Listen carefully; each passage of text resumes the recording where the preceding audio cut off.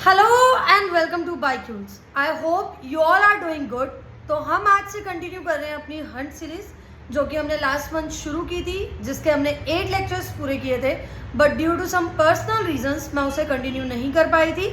But आज हम वहीं से कंटिन्यू करेंगे जहां हमने उसको छोड़ा था। तो हमने अब तक 2 चैप्टर कर लिए थे, body fluids and circulation and breathing and exchange of gases. आज डे 9 लेक्चर 9 में हमारा नया चैप्टर स्टार्ट हो रहा है, जिसका नाम है excretory products and there elimination. तो देखो, सबसे पहले तो इस चैप्टर में हम देखेंगे कि एक्सक्रीटरी प्रोडक्ट्स क्या हैं और ये कैसे बनते हैं, इनको एलिमिनेट करवाना क्यों ज़रूरी है। तो देखो, होता क्या है ना, हमारी जो बॉडी की सेल्स हैं उसमें मेटाबॉलिज्म चल रहा है। क्या चल रहा है? मेटाबॉलिज्म। मेटाबॉलिज्म का मतलब क्या होता है? मेटाबॉलिज्म का मतलब होता है केमिकल रिएक्शंस। अब इस मेटाबॉलिज्म की वजह से कुछ वेस्ट मटेरियल प्रोड्यूस होता है, और ये waste material nitrogenous waste material भी हो सकता है और साथ साथ में कुछ और वेस्ट भी होता है। मतलब एक लाइन में बोलूं तो एनिमल्स मेटाबॉलिज्म की वजह से या एक्सेस ऑफ इंजेक्शन की वजह से एनिमल्स के अंदर कुछ नाइट्रोजनस वेस्ट प्रोड्यूस होता है, जैसे कि अमोनिया, यूरिया, यूरिक एसिड, और साथ ही साथ कुछ और वेस्ट मटेरियल जैसे कि CO2, वाटर और कुछ आयंस जैसे sodium ion, potassium ion, chlorine, phosphate और सल्फेट आयंस। अब ये जो नाइट्रोजनस वेस्ट है या कोई भी तरह का वेस्ट है बॉडी में, स्पेशली नाइट्रोजनस वेस्ट, ये जरूरी है कि ये बॉडी में से रिमूव हो। क्यों रिमूव हो? ताकि बॉडी के अंदर होम्योस्टेसिस मेंटेन है। होम्योस्टेसिस मतलब कांस्टेंट इंटरनल एनवायरनमेंट बॉडी का मेंटेन है। अब सबसे पहले तो इस चैप्टर में हमने जिस वेस्ट की मेनली बात करनी है, हमने बात करनी है नाइट्रोजनस वेस्ट की। आपको पता होना चाहिए कि नाइट्रोजनस वेस्ट मेनली कितने टाइप का है। तो जब हम नाइट्रोजनस वेस्ट की बात करते हैं तो नाइट्रोजनस वेस्ट मेनली 3 टाइप्स का है, और वो 3 टाइप क्या है? पहला है हमारे पास अमोनिया, दूसरा है हमारे पास यूरिया, और तीसरा है हमारे पास यूरिक एसिड। अब जिन भी ऑर्गेनिजम्स के अंदर एक्सक्रीटरी प्रोडक्ट अमोनिया बन रहे हैं, उन ऑर्गेनिजम्स को हम बोलते हैं अमोनोटैलिक, और प्रोसेस ऑफ रिलीजिंग या process of eliminating ammonia from the body is known as ammonotelism. ठीक है, तो अमोनिया की अगर मैं बात करूं तो तीनों नाइट्रोजनस वेस्ट में से अमोनिया सबसे ज्यादा टॉक्सिक है। मतलब कि अमोनिया हाईली टॉक्सिक है। अमोनिया, यूरिया और यूरिक एसिड में से अमोनिया हाईली टॉक्सिक है। अब ये इतना टॉक्सिक है तो इसे रिमूव होने के लिए बॉडी से वाटर रिक्वायरमेंट की ज्यादा जरूरत है, मतलब वाटर की ज्यादा जरूरत है। यानी अमोनिया मोस्ट टॉक्सिक है, इसीलिए इसको हाई वाटर रिक्वायरमेंट की जरूरत है। हाई वाटर की रिक्वायरमेंट है ताकि बॉडी से ये रिमूव हो पाए। लेकिन जो अमोनिया होता है ना, ये रेडिली सोल्यूबल होता है। अब इसकी वजह से क्या होता है? इसकी वजह से ये होता है कि अमोनिया रेडिली सोल्यूबल होता है, तो ये बॉडी सरफेस में से या फिशेस की गिल्स के सरफेस में से अमोनियम आयंस की फॉर्म में डिफ्यूज हो सकता है। यानी कि यहाँ पर किडनी का कुछ खास रोल नहीं है। अब खुद आप ये आराम से सोच सकते हो बात, अगर किसी भी टॉक्सिक मटेरियल को रिमूव होने के लिए ज़्यादा वाटर चाहिए, अब वो वाटर कोई ऑर्गेनिज्म कहाँ से लाएगा? वो वाटर कोई ऑर्गेनिज्म ऐसे लाएगा कि वो ज़्यादातर ऑर्गेनिजम्स एक्वेटिक होंगे जिनके अंदर ये अमोनिया प्रोड्यूस हो। ठीक है, क्लियर है ये बात? जैसे कि बोनी फिशेस, एक्वेटिक एम्फीबियंस और एक्वेटिक इंसेक्ट्स। नाइट्रोजनस वेस्ट में जो दूसरी कैटेगरी हम पढ़ेंगे वो हम पढ़ेंगे यूरिया। अब जाहिर सी बात है, जिन ऑर्गेनिजम्स के अंदर यूरिया प्रोड्यूस हो रहा है उनको हम बोलेंगे यूरियोटैलिक। क्या बोलेंगे? यूरियोटैलिक। अब यूरिया क्या है? टॉक्सिक है, पर अमोनिया से कम टॉक्सिक है, मतलब कि ये मॉडरेटली टॉक्सिक है। अब जाहिर सी बात है, ये इतना ज्यादा टॉक्सिक नहीं है, तो अमोनिया जितना वाटर भी इसको रिमूव होने के लिए नहीं चाहिए, तो यानी यहाँ पर जो वाटर रिक्वायरमेंट होगी वो भी मॉडरेट है। अब आप ये बात याद रखना, जितने भी टेरेस्ट्रियल ऑर्गेनिजम्स होते हैं, यानी कि लैंड पर रहने वाले ऑर्गेनिज्म होते हैं, इनको जरूरत है कि ये वाटर को बचा कर रखे, पानी को बचा कर रखे। तो टेरेस्ट्रियल ऑर्गेनिजम्स के अंदर ये एक अडेप्टेशन है कि वो यूरिया या यूरिक एसिड प्रोड्यूस करेंगे ताकि वाटर उनकी बॉडी में कंजर्व रह सके। अब यूरिया मॉडरेटली टॉक्सिक है, तो हमारे अंदर क्या मिल रहा है? यूरिया मिल रहा है। यानी मैमल्स के अंदर, कुछ टेरेस्ट्रियल एम्फीबियंस के अंदर। याद रखना, एक्वेटिक एम्फीबियंस आ जाए तो अमोनिया, टेरेस्ट्रियल एम्फीबियन आ जाए तो क्या लिखोगे? यूरिया। तो मैमल्स, कुछ टेरेस्ट्रियल एम्फीबियंस, मेराइन फिशेज और कार्टिलेजिनियस फिशेज। आई नो ये याद करने में आपको दिक्कत हो सकती है, तो यहाँ इनमें भी क्या होता है? यूरिया प्रोड्यूस होता है। अब जिनके भी अंदर यूरिया बन रहा है ना, यूरिया एलिमिनेट हो रहा है बॉडी से एज अ वेस्ट मटेरियल, उनके अंदर डायरेक्ट यूरिया नहीं बनता। मेटाबॉलिक वेस्ट यहाँ पर भी पहले अमोनिया ही बनता है। ये अमोनिया लीवर में जाकर, कहाँ जाकर, लीवर में जाकर, कोई अगर यहाँ किडनी बोल दे तो वो रोंग हो जाएगा, हार्ट बोल दे वो रोंग हो जाएगा। यानी ये यूरिया लीवर में जाकर, ये अमोनिया लीवर में जाकर क्या हो जाएगा, कन्वर्ट हो जाएगा यूरिया में। लीवर में जो साइकिल चलेगी जिसके थ्रू अमोनिया यूरिया में कन्वर्ट होगा, उसको हम बोलेंगे यूरिया साइकिल या फिर ऑर्निथिन साइकिल, उसको हम बोलेंगे। क्लियर है यहाँ तक? ठीक है, तो ये यूरिया बनेगा और ये यूरिया फिर रिलीज हो जाएगा ब्लड में। ब्लड इसको किडनी तक पहुंचाकर किडनी इस यूरिया को फिल्टर आउट करेगी और इवेंचुअली क्या कर देगी, एक्सक्रीट। याद रखने वाली बात यहाँ पर ये है कि किडनी मैट्रिक्स में कुछ अमाउंट ऑफ यूरिया रिटेन भी रहता है। सारा का सारा यूरिया यूरिन के साथ बाहर नहीं जाता, कुछ अमाउंट में रिटेन क्यों रहता है, ताकि बॉडी की ऑस्मोलैरिटी बनी रहे। ऑस्मोलैरिटी का मतलब वाटर और आयनिक कंसंट्रेशन बनी रहे। आई होप यहाँ तक आपको ये क्लियर हो। साथ के साथ इसकी एनसीईआरटी को करते चलेंगे, क्योंकि रियल तैयारी यही होती है कि हमने चैप्टर पढ़ा, नोट से समझा उसको और ध्यान से साथ के साथ एनसीईआरटी पढ़ी, कुछ क्वेश्चंस साथ में ही लगाने। तो एनसीईआरटी पढ़ेंगे तो देखो लिखा हुआ है, animals accumulate ammonia, urea, uric acid, carbon dioxide, water और कुछ आयंस।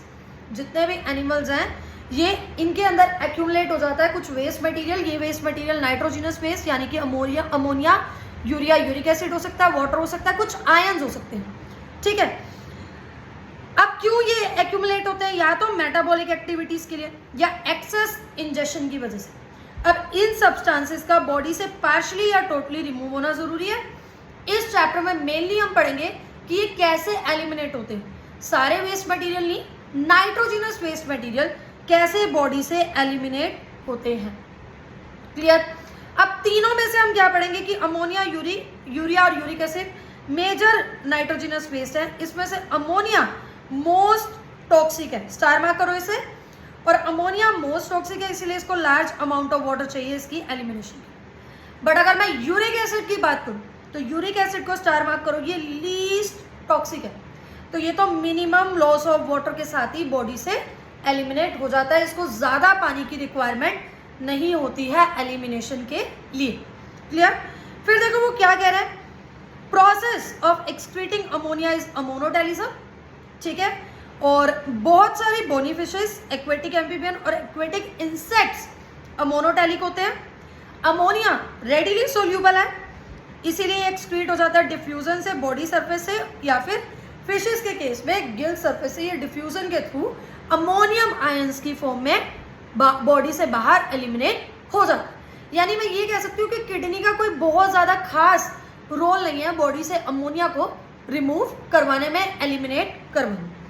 उसके बाद हम क्या पढ़ते हैं कि टेरेस्ट्रियल अडेप्टेशन के लिए ये ज़रूरी है कि बॉडी में lesser toxic nitrogenous waste produce हो, जैसे कि यूरिया और यूरिक एसिड। क्यों?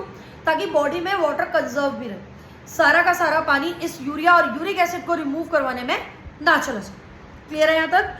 मैमल्स, कुछ टेरेस्ट्रियल एम्फीबियंस और मैरीन फिशेस यूरिया एक्सक्रीट करते हैं, इसलिए इनको यूरियोटैलिक बोलते हैं।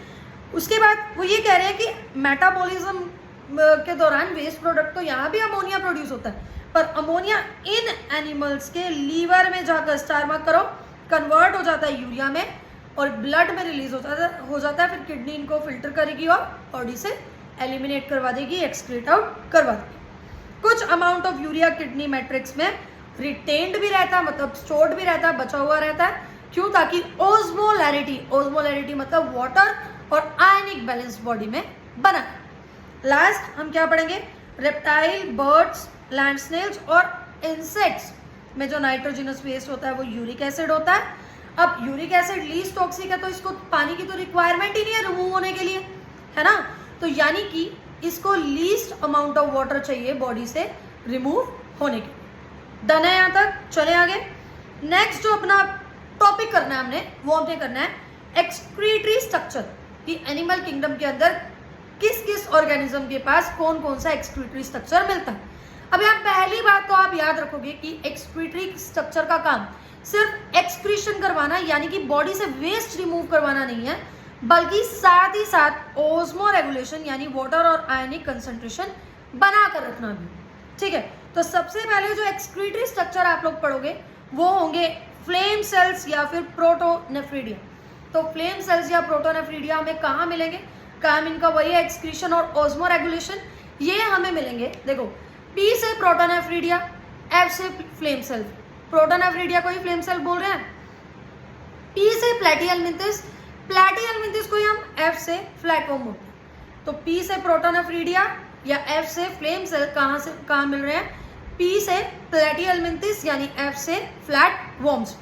सिर्फ प्लैटिहेल्मिंथिस फ्लैटवर्म्स में नहीं, बल्कि ये रोटिफर्स, कुछ एनालिड्स और सिफलोकॉर्डेट्स जैसे कि एम्फिऑक्सिस में भी मिलते हैं। नेफ्रीडिया, अगला जो एक्सक्रीटरी स्ट्रक्चर हम पढ़ रहे हैं नेफ्रीडिया, इसका तो नाम आपने सुना होगा। तो ये जो नेफ्रीडिया ये कहाँ मिलेंगे हमें? ये मिलेंगे अर्थवर्म। फिर हम पढ़ते हैं माल्फिजियन ट्यूब्यूल्स, ये हमें मिलेंगे इंसेक्ट्स में जैसे कि कॉकरोचेस में। एंटीनल ग्लैंड, एंटीनल ग्लैंड को हम ग्रीन ग्लैंड भी बोलते हैं, ये मिलेंगे हमें क्रस्टेशियंस में। क्रस्टेशियंस को हम बोलते हैं एक्वेटिक इंसेक्ट्स। क्या बोलते हैं? Aquatic insects. एक्वेटिक इंसेक्ट्स का एग्जांपल है प्रोन्स। ठीक है, यहाँ ऊपर प्लैटिहेल्मिंथिस का भी एग्जांपल याद रखना, प्लैनेरिया, प्लैनेरिया इसका एग्जांपल है। फिर किडनीज कहाँ मिलते हैं? तो जितने भी ये कॉम्प्लेक्स ऑर्गेनिजम्स हैं जैसे कि मैमल्स, फिश, एम्फीबियन, रेप्टाइल्स, इनमें जो एक्सक्रीटरी स्ट्रक्चर होते हैं वो क्या होते हैं? किडनी होते हैं। यानी कि एक्सक्रीशन में किडनी का यहाँ पर अच्छा खासा रोल होता है। आगे देखो, वो बोल रहा है कि जब हमने एनिमल किंगडम का सर्वे किया तो हमें बहुत सारे वैरायटी में एक्सक्रीटरी स्ट्रक्चर मिले, और इन वर्टिब्रेट्स में हमने देखा कि सिंपल ट्यूबुलर फॉर्म्स मिली, पर वर्टिब्रेट्स में कॉम्प्लेक्स ट्यूबुलर फॉर्म्स यानी कि किडनीज मिली। फिर हम पढ़ते हैं कि इनमें से कुछ स्ट्रक्चर यहाँ पर जो मेंशन है, जिसमें से पहला हम पढ़ते हैं प्रोटोनेफ्रिडिया या फ्लेम सेल। ये कहाँ मिलेंगे? पी से प्रोटोनेफ्रिडिया, पी से प्लैटिहेल्मिंथिस। प्रोटोनेफ्रिडिया को ही एफ से फ्लेम सेल बोल रहे हैं और प्लैटिहेल्मिंथिस को ही एफ से फ्लैटवर्म बोल रहे हैं। तो यहाँ हमें क्या मिलेंगे? प्रोटोनेफ्रिडिया। एग्जाम्पल है प्लैनेरिया। कुछ एनालिड्स में, रोटिफर्स में और सिफलोकॉर्डेट्स यानी कि एम्फिऑक्सिस में भी मिल रहे। क्लियर है यहाँ तक? उसके बाद देखो नेक्स्ट है हमारे पास, नेक्स्ट आ जाता है हमारे पास प्रोटोनेफ्रिडिया के बाद नेफ्रीडिया। तो नेफ्रीडिया हमें कहाँ मिल रहे हैं? एनालिड्स यानी कि अर्थवर्म के अंदर हमें क्या मिल रहा है? नेफ्रीडिया मिल। लास्ट उसके बाद हम पढ़ते हैं माल्फिजियन ट्यूब्यूल्स। माल्फिजियन ट्यूब्यूल्स हमें इंसेक्ट्स यानी कॉकरोचेस में मिलेंगे, और इन सभी का याद रखना फंक्शन आपकी एक्सक्रीशन के साथ साथ ओस्मो रेगुलेशन यानी वाटर और आयनिक कंसंट्रेशन को मेंटेन करके रखने का भी। लास्ट आप पढ़ोगे एंटीनल ग्लैंड यानी कि ग्रीन ग्लैंड, जो कि क्रस्टेशियंस यानी एक्वेटिक इंसेक्ट्स यानी प्रोन में मिलेंगे। फिर देखो, हमने यहाँ पर मेन टॉपिक जो पढ़ना है वो हमने पढ़ना है ह्यूमन एक्सक्रीटरी सिस्टम। क्या पढ़ना है? Human excretory system. पहले तो याद ही कर लो ह्यूमन एक्सक्रीटरी सिस्टम में हमें क्या मिलेगा। तो यहाँ मिलेगी हमें किडनीज, किडनीज होगी पेयर में। उसके अलावा यहाँ मिलेगा हमें यूरेटर, यूरेटर भी होंगे पेयर में। यूरिनरी ब्लैडर सिंगल होगा, बिल्कुल आपके और मेरी तरह, और यूरेथ्रा भी सिंगल होगा। क्लियर है? अब देखो, ये स्ट्रक्चर है, यहाँ पर आप देख सकते हो किडनी। तो ये दो रेडिश ब्राउन कलर की, मैंने ग्रीन कलर कर दिया पर ये रेडिश ब्राउन कलर होता है। तो दो बीन शेप क्या है? किडनीज है। उसके अलावा यहाँ किडनीज में से दो पतली पतली ट्यूब्स निकल रही हैं जिनको हम यूरेटर बोल रहे हैं। ये जो स्ट्रक्चर है जहाँ यूरिन स्टोर रहेगा इसको यूरिनरी ब्लैडर बोलेंगे, और उसके बाद यूरिनरी ब्लैडर के बेस में यूरेथ्रा है। यूरेथ्रा की जो ओपनिंग होती है उसको हम लोग बोलते हैं यूरेथ्रल मीटस, जिसके थ्रू यूरिन बाहर बॉडी से रिमूव होगा। क्लियर है? अब देखो, हर ऑर्गन की तरह किडनी भी तो क्या है? एक ऑर्गन है। तो किडनी को भी ऑक्सीजनेटेड ब्लड तो चाहिए होगा और इम्प्योर ब्लड को रिमूव भी करवाना होगा। तो यहाँ पर आपको दो और स्ट्रक्चर देखने को मिलेंगे, मेन अयोटा और इंफीरियर वेना कव। ठीक है, तो यहाँ आप देख सकते हो रीनल वेन, किडनी में जाने वाली वेन, और रीनल आर्टरी, किडनी में जाने वाली आर्टरी, जो कि ऑक्सीजनेटेड ब्लड किडनी तक लेकर जाएगी। क्लियर है यहाँ तक? तो किडनी क्या है? ह्यूमंस में किडनी रेडिश ब्राउन कलर की है, बीन शेप यानी कि राजमा शेप की है, कुछ ऐसी शेप है। 10 to 12 सेंटीमीटर लेंथ है, 5 to 7 सेंटीमीटर विड्थ है। वेट बिल्कुल हल्का सा 120 से 170 ग्राम। कोई आपसे किडनी की थिकनेस पूछ ले तो आप प्यार से कह देना 2 से 3 सेंटीमीटर। अब ये तो एनटीए का फेवरेट क्वेश्चन बन सकता है कि किडनी की लोकेशन बता दो तुम्हारी बॉडी के अंदर किडनी कहाँ पर। तो आपको पता है, आपने लोकोमोशन एंड मूवमेंट वाले चैप्टर में पढ़ा होगा, नहीं पढ़ा तो मैं अगला चैप्टर वही पढ़ाऊंगी, आप तब पढ़ लेना। तो तो हमें पता है लोकोमोशन एंड मूवमेंट में हम क्या पढ़ते हैं, वर्टिब्रे पढ़ते हैं। वर्टिब्रे में हम पढ़ते हैं कुछ थोरेसिक वर्टिब्रे, कुछ क्या कितने पढ़ते हैं, 12 थोरेसिक वर्टिब्रे पढ़ते हैं। और आपने मुझे बताना है थोरेसिक वर्टिब्रे के बाद जो लंबर वर्टिब्रे हम पढ़ते हैं वो कितने होते हैं, ठीक है। तो किडनी की सिचुएशन का, किडनी की सिचुएशन का है लास्ट थोरेसिक वर्टिब्रे यानी T12 और थर्ड लंबर वर्टिब्रे के बीच में। तो kidney is situated between last thoracic vertebrae and third lumbar vertebrae. अब क्या है, ये आगे की तरफ होगी, वेंट्रल साइड होगी, या पीछे की तरफ यानी कि डोर्सल साइड होगी। तो ये एब्डोमिनल वॉल में, एब्डोमिनल कैविटी की डोर्सल इनर वॉल की तरफ क्लोज, यानी कौन सी वॉल में क्लोजर है ये, डोर्सल साइड, पिछली साइड। तभी आपने देखा होगा किसी को अगर पथरी का दर्द होता है और वो पथरी अगर किडनी में होती है, वो स्टोन किडनी में है, तो उनकी कमर की तरफ ज़्यादा दर्द सर्कुलेट होता है। क्लियर है। तो ये याद रखना, लास्ट थोरेसिक और थर्ड लंबर वर्टिब्रे के बीच में, और ये डोर्सल वॉल के क्लोजर। किडनी जो है वो एनक्लोज्ड एक टफ कनेक्टिव टिश्यू की लेयर से, जिसको हम रीनल कैप्सूल बोलते हैं। अगर मैं किडनी के इंटरनल स्ट्रक्चर की बात करूं तो किडनी के इंटरनल स्ट्रक्चर को हम दो हिस्सों में बांट सकते हैं, आउटर वाला रीजन कोर्टेक्स और इनर वाला रीजन मेडुला। इसको ध्यान से देखो, यही चीज तो हम ओवरी में भी करते हैं, +2 में आप पढ़ोगे, या अगर ड्रॉपर हो तो पढ़ चुके होगे। ओवरी में भी हम देखते हैं जो आउटर मोस्ट रीजन है वो कोर्टेक्स है, और जो इनर मोस्ट रीजन है वो क्या है, मेडुला। तो मतलब ये जो कलर मैं ग्रीन से कर रही हूँ ये क्या है, कोर्टेक्स है। और जहां आपको ये ट्रायंगल दिख रहे हैं, ट्रायंगल दिख रहे हैं और कैलिक्स दिख रहे हैं, क्या है ये अभी बताऊंगी। ये वाला रीजन क्या है, ये पूरा रीजन है मेडुला। क्लियर है। तो बाहर वाला रीजन कोर्टेक्स, ये जहां आपको ये पिरामिड दिख रहे हैं ट्रायंगल शेप के, मेडुलरी पिरामिड दिख रहे हैं, ये मेडुला रीजन है। अब आप देख सकते हो कि कहीं कहीं से ये कोर्टेक्स अंदर मेडुला की तरफ एक्सटेंड है। अब जहां पर भी ये कोर्टेक्स अंदर मेडुला की तरफ एक्सटेंड है, इन रीजन्स को हम बोलेंगे कॉलम ऑफ बर्टिनाई। क्या बोलेंगे, कॉलम ऑफ बर्टिनाई। ठीक है। अब देखो ये मेडुला है, ये पिरामिड शेप क्या है, मेडुलरी पिरामिड है। ठीक है। तो यहाँ पर यूरिन बना, उसके बाद ये जो मेडुलरी पिरामिड के नीचे प्रोजेक्शंस है ना छोटी छोटी, इनको हम बोलते हैं माइनर कैलिक्स। तो हर एक मेडुलरी पिरामिड के नीचे जो छोटी सी ओपनिंग है उसको हम बोल रहे हैं माइनर कैलिक्स। और काफी सारे माइनर कैलिक्स मिलके एक मेजर कैलिक्स बनाते हैं, यानी काफी सारे माइनर कैलिक्स मिलके एक मेजर कैलिक्स बना रहे हैं, काफी सारे माइनर कैलिक्स मिलके एक मेजर कैलिक्स बना रहे हैं। यहाँ भी माइनर कैलिक्स मिलके एक मेजर कैलिक्स बना। तो यूरिन कहाँ बना, मेडुलरी पिरामिड में, यहाँ से ये माइनर कैलिक्स में आया, मेजर कैलिक्स में आया। उसके बाद यहाँ एक फनल शेप स्ट्रक्चर है जिसको हम रीनल पेल्विस बोलते हैं। क्या बोलते हैं, रीनल पेल्विस। और ये इनर कनकेव सरफेस पे नोच लाइक स्ट्रक्चर, इस नोच लाइक स्ट्रक्चर को हम हाइलम बोलते हैं, जहाँ से यूरेटर और ब्लड वेसल्स एंटर करती हैं। क्लियर है। ये ब्लड वेसल्स, नर्व्स, यूरेटर ये सब एंटर करती हैं। तो हमने क्या पढ़ा, outer region cortex, inner region medulla. Medulla दो हिस्सों में बटा हुआ है, रीनल पिरामिड और कैलिक्स। कॉलम ऑफ बर्टिनाई क्या है, तो कोर्टेक्स का एक्सटेंशन मेडुलरी पिरामिड के बीच में, इसी को हम कॉलम ऑफ बर्टिनाई बोलते हैं। ये डायग्राम इसमें भी देख लेते हैं। ये देखो, ये दो किडनी है। ठीक है। किडनी के ऊपर, किडनी के लिए वर्ड यूज करते हैं रीनल, इसके ऊपर जो ग्लैंड होगा वो क्या होगा, एड्रीनल। अब यहाँ आप देख सकते हो, ये आपका राइट हैंड, ये आपकी लेफ्ट किडनी, ये आपका लेफ्ट हैंड, ये आपकी राइट किडनी। तो आप देख सकते हो राइट किडनी हल्की सी नीचे की तरफ है as compare to left kidney. Left kidney हल्की सी ऊपर है, क्यों, क्योंकि राइट किडनी के ही इधर साइड में क्या है, लीवर। तो लीवर को अकोमोडेट करने के लिए जो राइट किडनी है वो हल्की सी नीचे। रीनल आर्टरी और रीनल वेन आपको पता है, इसका फंक्शन मैं बता चुकी हूँ। उसके अलावा आप क्या पढ़ोगे यहाँ पर, यूरेटर, यूरिनरी ब्लैडर और लास्ट में यूरिथ्रा। डन। चलो इसको इसमें पढ़ लेते हैं। तो ह्यूमंस के अंदर एक्सक्रीटरी सिस्टम में किडनीज आ रही हैं जो पेयर में, यूरेटर पेयर में, एक यूरिनरी ब्लैडर और एक urethra. Kidney reddish brown bean shape structure है, last thoracic cavity, last thoracic vertebrae और थर्ड लंबर वर्टिब्रे के बीच में।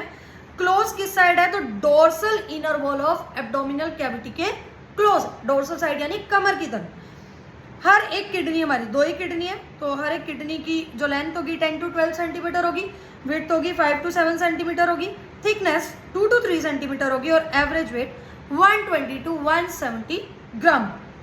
किडनी के सेंटर में जो इनर कनकेव सरफेस पे एक नोच है उसको हाइलम बोल रहे हैं, जहाँ से यूरेटर, ब्लड वेसल्स और नर्व्स एंटर करते हैं। हाइलम आगे जाकर किस में खुल रहा है, एक मतलब क्या लिखा हुआ है, इनर टू हाइलम, हाइलम के अंदर की तरफ, ये इस डायग्राम में आप देख सकते हो, ये नोच लाइक स्ट्रक्चर जहाँ से आर्टरी, वेन और ये यूरेटर वगैरह एंटर कर रहा है, इस नोच लाइक स्ट्रक्चर को हम हाइलम बोलते हैं।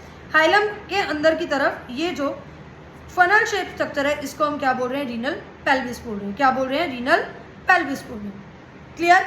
उसके बाद देखो आउटर लेयर किडनी की कवर्ड है, मतलब किडनी कवर है एक outer layer of tough capsule से।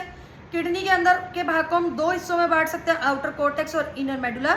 मेडुला डिवाइडेड है फ्यू कॉनिकल मासेस में, जिसको मेडुलरी पिरामिड्स बोलते हैं। और मेडुलरी पिरामिड्स किस में खुल रहे हैं, कैलिसिस में। और कुछ रीजन कॉर्टेक्स का जो मेडुलरी पिरामिड में एक्सटेंडेड है उसको हम कॉलम ऑफ बर्टिनाई बोल रहे हैं। आई होप यहाँ तक आपको क्लियर होगा। आई होप मैं इस टॉपिक के साथ जस्टिस करती जा रही हूँ और फास्टली आपकी ये रिवीजन हो रही है, आपको टाइम कंज्यूमिंग नहीं लग रहा होगा, साथ साथ एनसीईआरटी भी हो रही है। तो देखो अगला हमारे पास जो स्ट्रक्चर है जो हमने पढ़ना है वो हमने पढ़ना है नेफ्रॉन। नेफ्रॉन क्या होता है, तो किडनी के स्ट्रक्चरल और फंक्शनल यूनिट को हम नेफ्रॉन बोलते हैं। नेफ्रॉन को ही हम यूरिनिफेरस ट्यूब्यूल भी बोलते हैं। हमारी दोनों किडनी में 1-1 मिलियन यानी 10-10 लाख नेफ्रॉन है। एक किडनी में 10 लाख नेफ्रॉन यानी 1 मिलियन नेफ्रॉन और दूसरी में भी इतने ही। क्लियर है। आगे देखो, इस नेफ्रॉन का अगर मैं आपको स्ट्रक्चर बताऊं, ये थोड़ा सा रफ वर्क है, मैं इसको रफ कर दूं। इस नेफ्रॉन का अगर मैं आपको स्ट्रक्चर बताऊं तो नेफ्रॉन दो पार्ट्स में डिवाइडेड है और वो दो पार्ट्स क्या है, पहला है ग्लोमेरुलस, दूसरा है रीनल ट्यूब। तो ग्लोमेरुलस क्या है, तो देखो होता क्या है ना, रीनल आर्टरी की पतली सी एक ब्रांच है जिसको हम बोलते हैं एफरेंट आर्ट्रियोल। क्या बोलते हैं, एफरेंट आर्ट्रियोल। इस एफरेंट आर्ट्रियोल में से फाइन ट्यूब लाइक मतलब फाइन सी कैपिलरीज निकलती हैं, कैपिलरीज का गुच्छा निकलता है। इन कैपिलरीज के गुच्छे को हम क्या बोलते हैं, ग्लोमेरुलस बोलते हैं। क्या बोलते हैं, ग्लोमेरुलस। यानी ये रीनल आर्टरी से निकल गई एक पतली सी एफरेंट आर्ट्रियोल। एफरेंट आर्ट्रियोल ने बहुत सारे कैपिलरीज की ऐसे टफ्ट बना दिया, गुच्छा बना दिया, और वापिस किडनी से ब्लड ले जाने वाली जो आर्ट्रियोल होगी वो क्या होगी, इफरेंट आर्ट्रियोल। ठीक है। तो नेफ्रॉन का एक पार्ट हो गया ग्लोमेरुलस और दूसरा बाकी पूरा का पूरा बोमेंस कैप्सूल से लेके जितना भी नेफ्रॉन का पार्ट बचा उसको हम बोल देते हैं रीनल ट्यूब्यूल। यानी रीनल ट्यूब्यूल के अंदर क्या आ रहा है, बोमेंस कैप्सूल, पीसीटी, हेनलेस लूप। अगर थोड़ा सा मैं स्ट्रक्चर बनाकर दिखाऊं, ये एफरेंट आर्ट्रियोल आ रही है। एफरेंट आर्ट्रियोल ने ऐसे टफ्ट ऑफ कैपिलरीज बना दी। इन टफ्ट ऑफ कैपिलरीज को हम ग्लोमेरुलस बोल रहे हैं। ठीक है। दूसरा पार्ट रीनल ट्यूब्यूल है। रीनल ट्यूब्यूल में सबसे पहले एक कप लाइक स्ट्रक्चर आता है जिसको बोमेंस कैप्सूल बोल रहे हैं, जिसके ऊपर ये ग्लोमेरुलस यानी टफ्ट ऑफ कैपिलरीज पड़ी। बोमेंस कैप्सूल के बाद एक ऐसे हाईली कॉन्वोल्यूटेड ट्यूब्यूल आती है, हाईली कॉइल्ड ट्यूब्यूल आती है जिसको हम पीसीटी, प्रॉक्सिमल कॉन्वोल्यूटेड ट्यूब्यूल बोलते हैं। उसके बाद एक हेयर पिन लाइक स्ट्रक्चर जिसको हम हेनलेस लूप बोलते हैं। फिर एक ऐसे हाईली कॉइल्ड स्ट्रक्चर जिसको डीसीटी बोलते हैं। और काफ़ी सारे नेफ्रॉन्स की डीसीटीज इकट्ठे कलेक्टिंग ट्यूब्यूल में, कलेक्टिंग डक्ट में खुलती है। इसको रब करेंगे और ऊपर साफ से डायग्राम में हम इस चीज़ को देखेंगे। तो हमने क्या बोला है, हमने बोला है कि एफरेंट आर्ट्रियोल जो कि रीनल आर्टरी की ही एक ब्रांच है, इसने टफ्ट ऑफ कैपिलरीज बना दी जिसको ग्लोमेरुलस बोल रहे हैं। अब बाकी जो नेफ्रॉन का पार्ट है वो क्या है, वो है रीनल ट्यूब्यूल। रीनल ट्यूब्यूल में सबसे पहले आ रहा है बोमेंस कैप्सूल, कप लाइक स्ट्रक्चर जिसके ऊपर ग्लोमेरुलस पड़ा है। अब कुछ सोचो, ग्लोमेरुलस कैपिलरीज है तो कैपिलरीज में तो ऐसे पोर्स होते हैं, बीच में ऐसे छेद होते हैं जिसके थ्रू फिल्ट्रेट पास करेगा। तो ये फिल्ट्रेट पहले बोमेंस कैप्सूल में आएगा, फिर ऐसे कॉइल्ड स्ट्रक्चर में, जिस कॉइल्ड स्ट्रक्चर को हम क्या बोलेंगे, जिस कॉइल्ड स्ट्रक्चर को हम पीसीटी, प्रॉक्सिमल कॉन्वोल्यूटेड ट्यूब्यूल बोलेंगे। हेयर पिन लाइक स्ट्रक्चर जिसको हम डीसीटी बोल रहे हैं, डीसीटी नहीं जिसको हम हेनलेस लूप बोल रहे हैं। हेनलेस लूप की ये नीचे आती हुई लिम्ब यानी कि descending limb of Henle's loop, और ये ऊपर जाती हुई लिम्ब यानी कि असेंडिंग लिम्ब ऑफ हेनलेस। फिर दोबारा से ऐसे कॉन्वोल्यूटेड स्ट्रक्चर आ जाता है जिसको डिस्टल कॉन्वोल्यूटेड ट्यूब्यूल। नेफ्रॉन्स के काफ़ी सारे नेफ्रॉन्स की डीसीटी जाकर एक कलेक्टिंग डक्ट में खुलती है। अब ये तो आपको पता है किडनी का आउटर मोस्ट रीजन कॉर्टेक्स होता है और इनर रीजन को हम मेडुला बोलते हैं। तो देखो किडनी का नेफ्रॉन का कुछ पार्ट तो इधर कॉर्टेक्स में ही रहेगा और कुछ पार्ट मेडुला में जाएगा। ध्यान से देखोगे तो सिर्फ हेनलेस लूप वो पार्ट है जो मेडुला के अंदर जा रहा है, बाकी बोमेंस कैप्सूल, ग्लोमेरुलस और ये पीसीटी, डीसीटी ये सब कॉर्टेक्स में ही रह रहा है। यानी नेफ्रॉन के पार्ट में कॉर्टेक्स में आप देखोगे तो ग्लोमेरुलस, बोमेंस कैप्सूल, पीसीटी, डीसीटी और मेडुला तक लूप ऑफ हेनले और कलेक्टिंग डक्ट जा रहा है। अच्छा, ये एक छोटी सी बात याद रखना, अगर तुमसे कोई पूछ रहे माल्फिजियन ट्यूब्यूल या रीनल कॉर्पसल हम किसे बोलते हैं, तो माल्फिजियन ट्यूब्यूल या रीनल कॉर्पसल हम किसको बोलते हैं, ग्लोमेरुलस और बोमेंस कैप्सूल को मिलाकर हम माल्फिजियन ट्यूब्यूल या रीनल कॉर्पसल बोलते हैं। इसी डायग्राम को बुक में देखो तो देखो एफरेंट आर्ट्रियोल आ रही है, आकर इसने गुच्छा बना दिया, टफ्ट ऑफ कैपिलरीज बना दी, जिसको ग्लोमेरुलस बोल रहे हैं। ये ग्लोमेरुलस बोमेंस कैप्सूल के ऊपर पड़ा है। उसके बाद ये पीसीटी जो कॉइल ट्यूब्यूल है, उसके बाद हेयर पिन लाइक स्ट्रक्चर जिसको हेनलेस लूप बोल रहे हैं, फिर दोबारा से एक कॉइल स्ट्रक्चर जिसको डीसीटी बोल रहे हैं, और काफी सारे नेफ्रॉन की डीसीटी कलेक्टिंग डक्ट में, कलेक्टिंग ट्यूब्यूल वो कलेक्टिंग डक्ट में ओपन होती है। हेनलेस लूप की ये देखो, ये नीचे आती हुई डक्ट को डिसेंडिंग बोल रहे हैं, ऊपर जाती हुई लिम्ब को असेंडिंग बोल रहे हैं। अच्छा देखो, किडनी से उसके बाद जो ब्लड को अवे लेकर जाएगी, दूर लेकर जाएगी, उसको हम बोलेंगे इफरेंट आर्ट्रियोल। क्या बोलेंगे? Efferent arteriole. ये इफरेंट आर्ट्रियोल जाते जाते पूरे नेफ्रॉन के पास ऐसे एक नेटवर्क बना रही है। इस नेटवर्क को हम बोलते हैं पेरीट्यूबुलर कैपिलरी नेटवर्क। क्या बोलते हैं इस नेटवर्क को? हम पेरीट्यूबुलर कैपिलरी नेटवर्क। अब इसमें से एक पतली सी ब्लड वेसल ऐसी है जो बिल्कुल हेनलेस लूप के साथ यू शेप में चल रही है। येलो कलर की हेनलेस लूप है, रेड कलर की ये जो यू शेप में ये वेसल चल रही है। इस पतली सी वेसल को हम वासा रेक्टा बोलते हैं, जो हेनलेस लूप के सराउंड पैरेलली चल रही है। क्लियर है? देखो वो क्या कह रहा है, हर एक किडनी के पास 2 किडनी है, ईच किडनी के पास 1 मिलियन ट्यूबुलर स्ट्रक्चर है, जिनको नेफ्रॉन्स बोल रहे हैं, जो कि किडनी के फंक्शनल यूनिट है। नेफ्रॉन के 2 पार्ट हैं, एक ग्लोमेरुलस और बाकी सारा renal tubule. Glomerulus tuft of capillaries है जिसको एफरेंट आर्ट्रियोल बना रही है, और है क्या afferent arteriole? Fine branch of renal artery. Blood from glomerulus is carried away by efferent arteriole. और अगर नेफ्रॉन के अवे ब्लड लेकर जा रही है, वो कौन सी आर्टरी है? तो वो कौन सी आर्ट्रियोल है? तो वो है इफरेंट आर्टरी।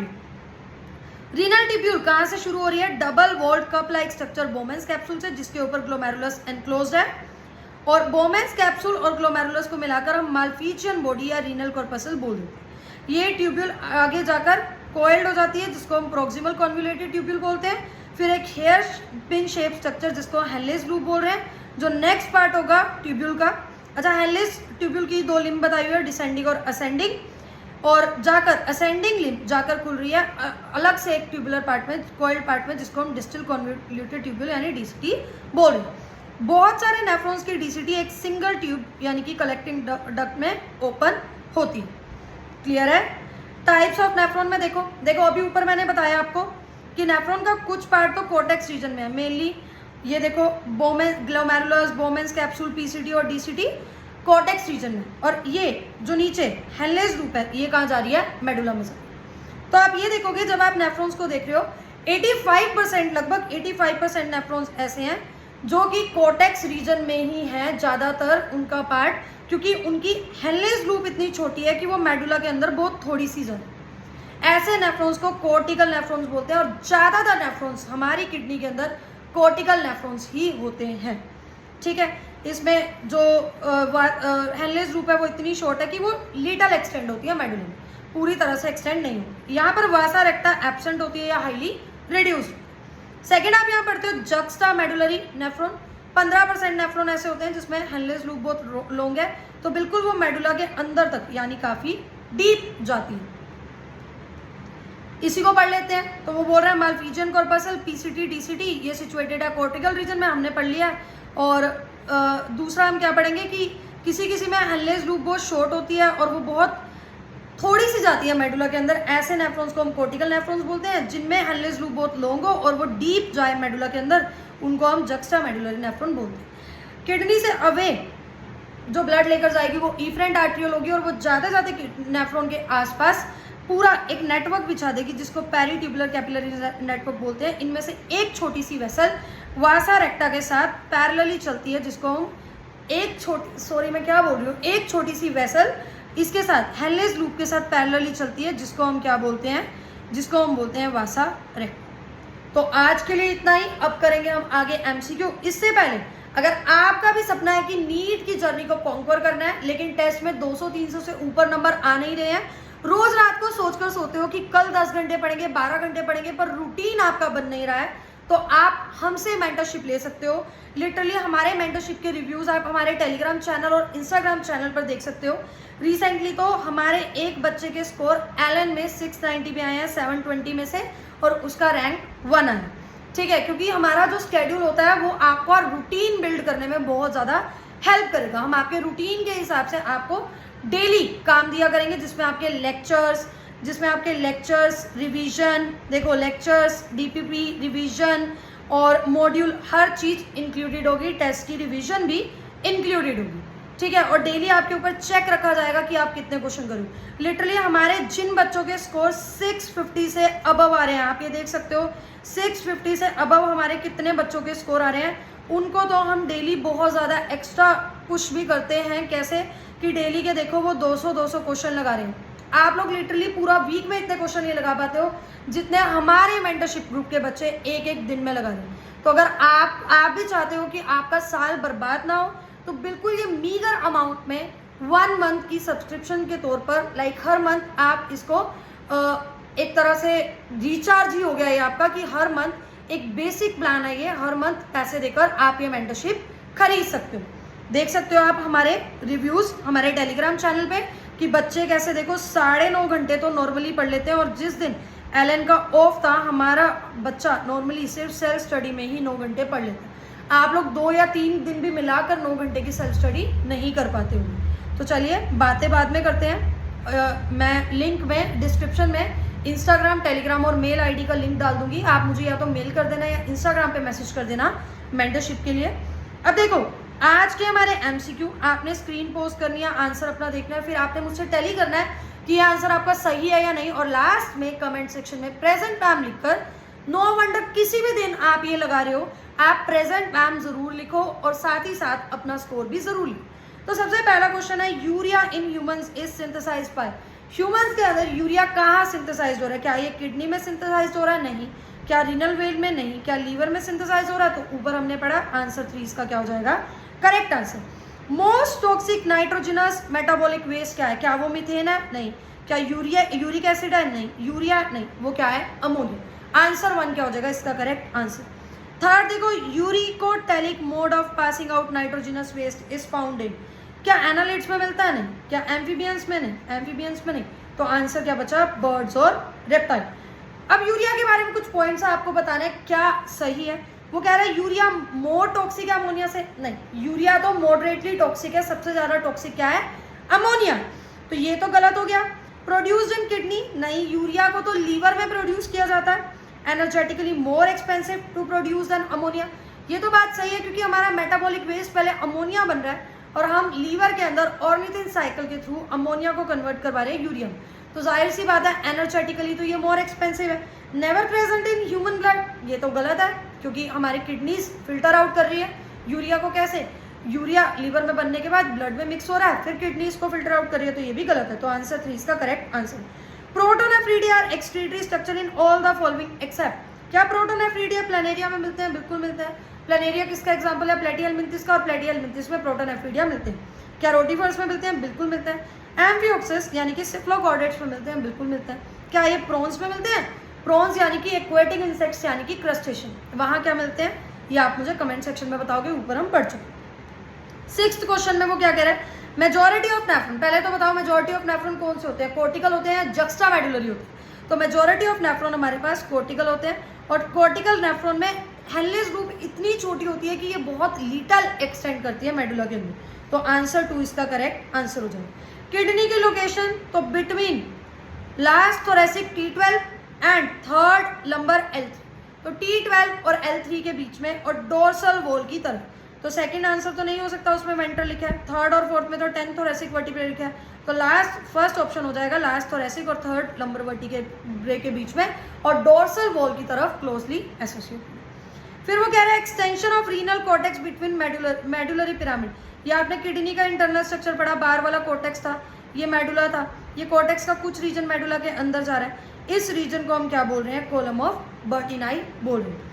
9 क्या है? Capillary network around renal tubule is formed bye, ऐसा कैपिलरी नेटवर्क जो रीनल टिब्यूल बना रही है नेफ्रॉन के आसपास, वो क्या है? कौन सी? Sorry, capillary network around the renal tubule is formed by, जो कैपिलरी नेटवर्क रीनल टिब्यूल के आसपास बन रहा है उसको कौन बना है? एफ्रेंट बना रही है? नहीं, इफ्रेंट बना रही है, बिल्कुल सही। 10th है मालफिजियन बॉडी या रीनल कॉर्पसल क्या है? तो ग्लोमेरुलस और बोमेंस कैप्सूल को मिलाकर हम मालफिजियन बॉडी या रीनल कॉर्पसल बोल देते हैं। 11 क्वेश्चन है, which blood vessel takes away blood from kidney. Away कौन लेकर जा रही है, तो ये लेकर जा रही है इफरेंट आर्टरी ओल, यानी फोर्थ क्या हो जाएगा इसका करेक्ट आंसर। तो आई होप आपके 11 में से 11 क्वेश्चन ठीक हो गए। अगर ठीक है, जितना भी स्कोर है आपका, शर्माना नहीं है, कमेंट सेक्शन में लिख दो। साथ ही साथ इसके नोट्स आपको टेलीग्राम चैनल से मिल जाएंगे। टेलीग्राम चैनल को इसलिए भी ज्वाइन कर लो क्योंकि रोज रात को 10 बजे वहां पर हम क्वेश्चंस डालते हैं। ये माइक मेरा आज टिका नहीं, इसके लिए सॉरी। मेंटरशिप लेने के लिए आप मुझे टेलीग्राम तो नहीं, इंस्टाग्राम या मेल आईडी पे मेल कर सकते हो। देखो नीट को बहुत टाइम निकलता जा रहा है और आप तो प्रोक्रास्टिनेट कर ही अपना टाइम वेस्ट कर रहे हो। अगर आप भी चाहते हो रूटीन में आपकी स्टडी हो, मंडे टू सैटरडे, संडे आपको थोड़ा ब्रेक दिया जाए, प्रॉपर बिना गिल्ट फ्री आप ब्रेक ले सको, क्योंकि आपको पता है पूरा हफ्ता आप 9-9 10-10 घंटे पढ़े हो, तो अभी भी देरी नहीं हुई है। लिटरली आप 2-2 लाख की कोचिंग ले रहे हो पर वो कोचिंग के पैसे वेस्ट जा रहे हैं क्योंकि आपका रूटीन ही नहीं है। तो ये रूटीन बनाने के लिए आप हमारी मेंटरशिप को ज्वाइन कर सकते हो। तो आज के लिए इतना ही, thank you so much. Lecture को शेयर कर देना, कमेंट सेक्शन में अपने प्यारे प्यारे व्यूज दे देना और चैनल को सब्सक्राइब कर लेना। Thank you so much.